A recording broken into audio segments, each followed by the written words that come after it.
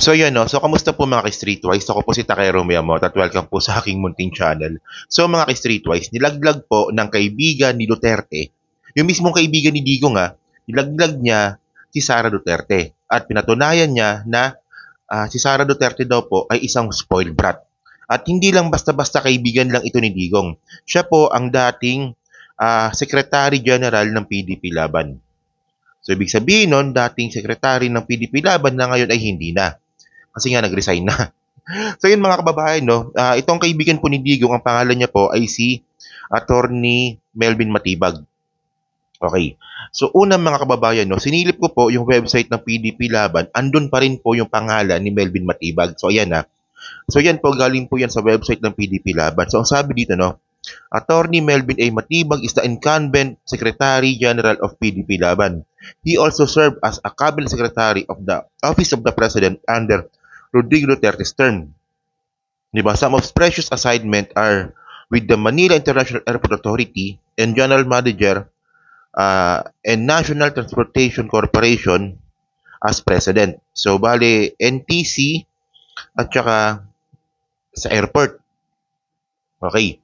So, appointed rin pala siya ni Digong. So, ngayon, ang nakakatawa dito mga kababayan, matagal na pong nag-resign si Melvin Matibag. Kasi ito nabalita ito no October 20. Last year pa, di ba? Melvin Matibag chooses Laguna Solon wife over PDP Laban on confidential fund issue leaves Duterte Party. So isipin nyo mga kababayan, no? Simpleng website ng PDP Laban, hindi pa nila ma-update. Paano pa kaya yung mga ibang issues, no? Katulad ng, di ba, public service. So, ang point ko dito mga ka-streetwise, di ba? Itong si Melvin Matibag po ay kaibigan ni Duterte at na-appoint po ni Duterte sa airport bilang general manager at saka sa NTC. At siya po ay Secretary General ng PDP Laban dati na nag-resign na. Okay. So ang reason kung bakit siya nag-resign kasi nga po ito may article dito to, basahin natin Ito ito October 20 rin to 2023. So basahin natin dito Last week, former President Duterte assailed the House of Representatives after the Legislative Chamber reduced to zero the 650 million confidential fund being sought by his daughter. Yan. So, mga kababayan, dahil po sa tinanggalan po ng confidential fund, si Sara Duterte noong 2023, hearing yun na sa budget, nagalit si Digong. Di ba? So, ngayon, pinagbumura po ni Digong yung mga congressman. Di ba, isipin nyo dahil sa pera, no? Dahil sa walang confidential fund, pinagmumura ni Duterte yung mga congressman. So, ang naging ending nito mga kababayan, umalis po si Melvin Matibag kasi nga po yung asawa nga po ni Melvin Matibag ay congresswoman. Okay? So ngayon mga ka-streetwise, no, at least settle na tayo doon na itong si Melvin Matibag po ay madikit pong kaibigan ni Duterte at saka appointee po ni Digong. Kasi hindi ka naman ma-appoint mga kababayan kung hindi ka po madikit sa presidente. Ganun lang naman ka-basic yun So ngayon, pinatunayan po ni Melvin Matibag na bratinela talaga si Sara Duterte. So ito yung report niya kanina lang ata to Okay, September 13, Friday. So kanina nga lang to, no. So ito pakita ko sa inyo, no. So sabi dito, Inday Sara da Bratinela. Okay.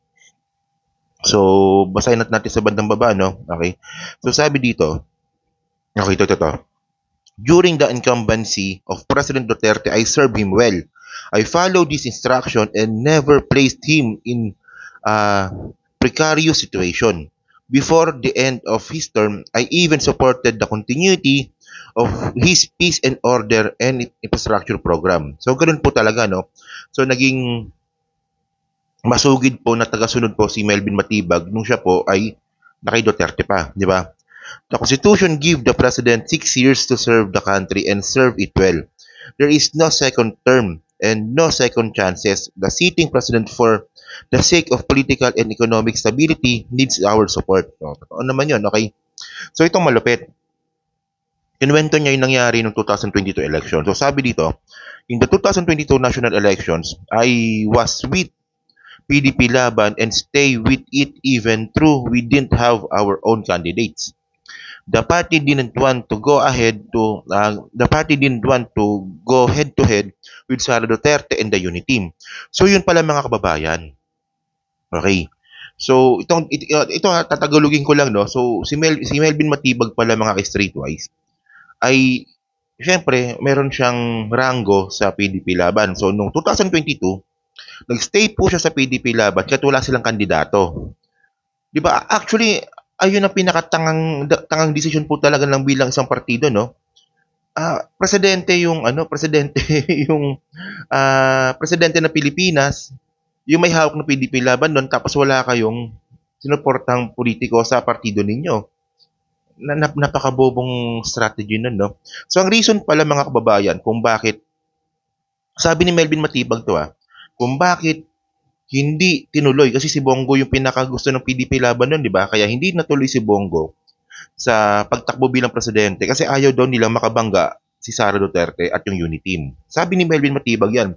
So, at least mga ka-streetwise, no, alam na natin kung bakit walang PDP Laban presidential balls noong 2022 dahil nga po kay Sara Duterte. So kaya naman pala naghihinakit itong kampo ng mga Duterte kasi nga daw po ang pinapalabas nila nabudol daw po sila ni PBBM. Ginamit lang daw po si Sara Duterte ni PBBM. So, patangahan nyo yan, di ba? Ganun talaga, politika yan eh. Oh. So sabi dito, no, it was Sara Duterte and Harry Roque who were the stage with them. Then candidate Bongbong Marcos, PDP relegated to the sidelines. Okay. So sabi dito, when Sara Duterte didn't get the position she wanted to control acted like the spoiled brat. Ayan na, sabi spoiled brat talaga to Sinabi ito ni Melvin Matibag Ulitin ko lang, Melvin Matibag na dating kaibigan po ni Duterte at dati pong appointee ni Digong at dati rin pong Secretary General po ng PDP Laban. Di ba? Kasi kung meron man tayong dapat paniwalaan dito, ito po yung mga tao na malapit po sa mga Duterte. Okay. So sabi pa dito, no, when Sara Duterte didn't get the position she wanted to control she acted like spoiled brat that she is. She announced to the public that she preferred the national defense portfolio, but she didn't get it. Di ba? She wanted her. So, alam naman po natin, ang pinakagusto po talaga ni Sara Duterte noon na position sa gobyerno ay yung national defense. Okay. DND, no? National defense. Di ba? So, isipin nyo mga kababayan, no? Buti na lang kamo. Di ba? Matalino yung presidente natin ngayon. Hindi po siya nagpa-pressure sa mga Duterte. Kasi ang problema kasi dito mga kababayan, di ba? Hindi ang sinasabi ng mga Duterte group, nabudol daw po sila ni PBBM. Hindi po totoo 'yon. Ang totoo dito mga kababayan, hindi po talaga pumayag si Presidente Bongbong Marcos na maging puppet ng mga Duterte. Ayun kasi ang gusto ng mga Duterte na maging puppet si PBBM ng mga Duterte. Kasi mga kababayan, kung puppet po talaga si PBBM ng mga Duterte, dapat in the first place, si Sara Duterte po ay ginawa na pong DND secretary. Hindi naman po natuloy yun. Di ba? So, doon pa lang may conflict na. So, continue pa natin. Sabi pa dito, ito yung malupit She wanted her preferred candidate as Speaker of the House. So, ito nga po si Gloria. She didn't get it. So, she went on a rampage, cyberbullying, name-calling, and now announcing to all that she regretted asking people to vote for President Marcos Jr. Okay? So, ito So, sabi ito mismo ng kaibigan ni Digong na nung ang gusto nga daw po ni Sara Duterte ay maging House Speaker si Gloria at hindi niya rin ito nakuha. So, ang ginawa po ni Sara Duterte, nag-name calling, nagwala. Di ba? Parang bata po talaga, no? So, tinawag niyang name calling So, tambaluslos. Diyan nauso yung word na tambaluslos kay Martin Romualdez. Mo, napakabastos mo talaga, no? Hindi, bilang isang politiko, bilang isang public servant, di ba? Yung ganyang klaseng name calling po, kapag di mo nakuha yung gusto mo at nag-name calling ka, sign po yun na pagiging brat, immature, at saka isip bata. Di ba? So, continue pa natin This is because Inday Sara is the real bratinella. She is used to getting what she wants. For the 6 years of her father incumbency, she was spoiled with confidential fund as mayor of Davao, while her father in his last year as mayor of Davao got only 130 million in confidential fund, Sara was averaging 450 million during the pandemic years. O, di ba? So, times 4, no? Almost times 4. Yung confidential fund po ni Sara Duterte nung si Digong po yung naging presidente. O, di ba? Di ba? Ito pa, malupit pa ito. No? A few years back, she maneuvered the ouster of her father-owned party mate, Davao Representative Pantalon Alvarez, as Speaker of the House in favor of then Pampanga Representative Gloria Macapagal Arroyo. It was no less than President Duterte himself who admitted it. O, di ba? So, whatever Sara wants, Sara get. Diba, naalala nyo yun, di ba? Actually, na-content na natin to eh. Di ba? Ito yung binabanggit natin mga kababayan. Ito mga sinasabi ngayon ni Attorney Melvin Matibag, na-content na po natin to. Pero syempre mga ka-streetways, no, iba po talaga kasi kapag ang nagbanggit ay dating kasama ni Duterte. Kaibigan ni Duterte, appointee ni Duterte, at dati pong Secretary General po ng PDP Laban. So ito may impact po talaga to. Kaysa katulad yung kung vlogger ang magbabanggit, ito kasi may impact talaga to kasi kasama ni Digong itong nagsasalita ngayon. So sabi dito okay. Political allies didn't get the numbers to make it happen. She resigned from the Lakas Party where she was chairman because she claimed that she cannot be poisoned by political toxicity. O, di ba? So ito to. So yung sinasabi dito ni Melvin Matibag, yung tungkol pala sa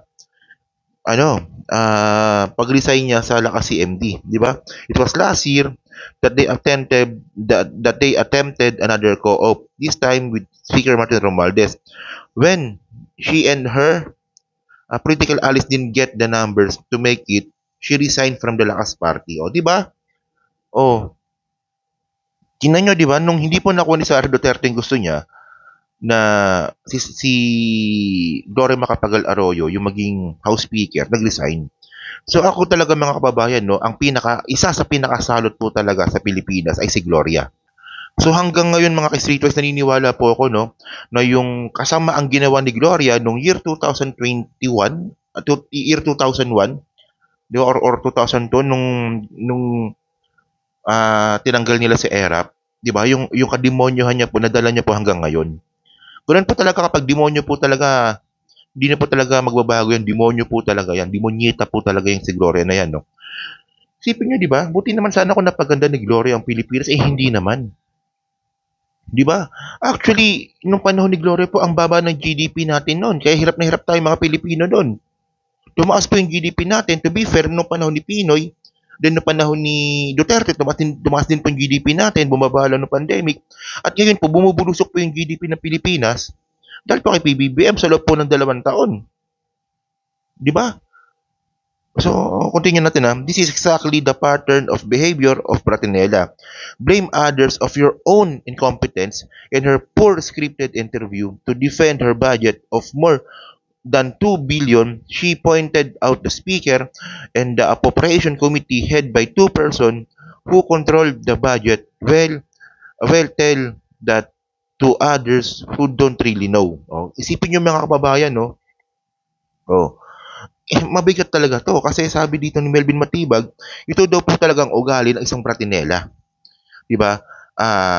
Yung pagkakamali mo, yung poor script mo, 'di ba, yung katangahan mo, sinisisi mo sa ibang tao. So, hindi ko alam kung paano pinalaki ito ni Digong. So, medyo mahaba pa to, no, pero maganda dito, basahin niyo na lang to. Actually sa sa Daily Tribune to. Okay? So, yun mga kababayan, no, so kayo po, ano pong masabi niyo nga po dito sa pasabog nga po. Actually, hindi ito pasabog eh.